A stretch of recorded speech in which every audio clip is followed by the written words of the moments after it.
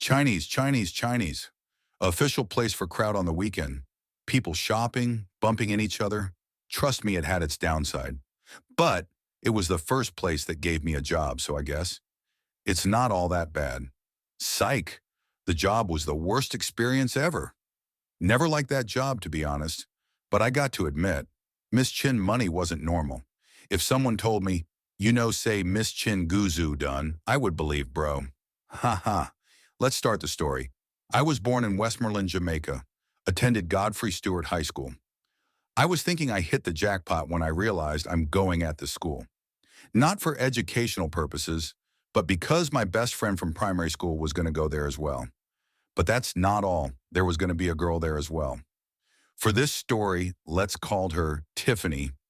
Tiffany was the most beautiful girl in primary school. To know she's coming the same high school as me, I felt great.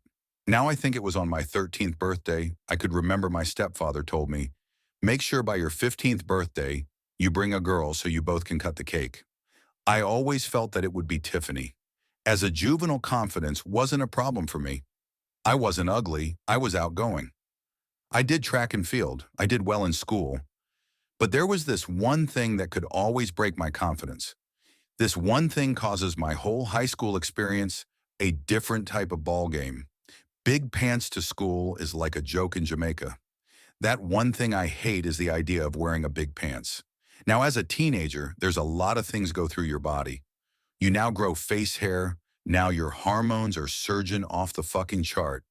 And now you have the urge, with little to no knowledge of trying to convince the opposite gender that you want to put a part of your body in their body without making it sound weird. Basically, that's what happens. My mother is a dressmaker and the rules of the school pants requirement size was looking big to me. But my mother didn't care. She thinks she's not sending me to school to wear tight pants. You go there to learn. So 4 of my pants was kind of big and 2 was a bit tighter but still big. When I entered the school the first time, I quickly realized I wasn't going to get a chance with Tiffany with this size pants and type of boot.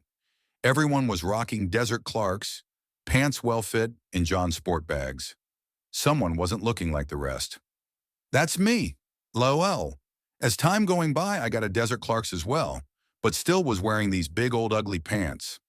I tried to convince my mother to get them tighter for me, and my mother sat me down and said, listen, if you want tight pants too, where go school?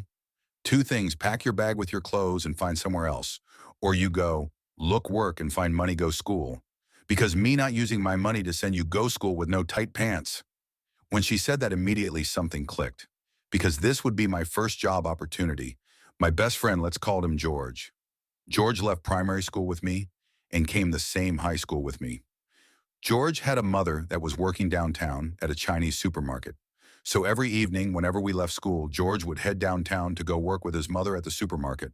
And just like that, I told George I want piece of the work, and in less than weeks, I was leaving with George to the supermarket to work as well.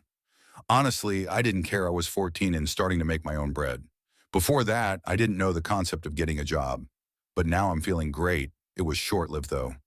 Because a series of things happened at the supermarket that causes the most awful time in my teenage years. What I thought was going to be the solution to my dreams turned out to be the beginning of a nightmare.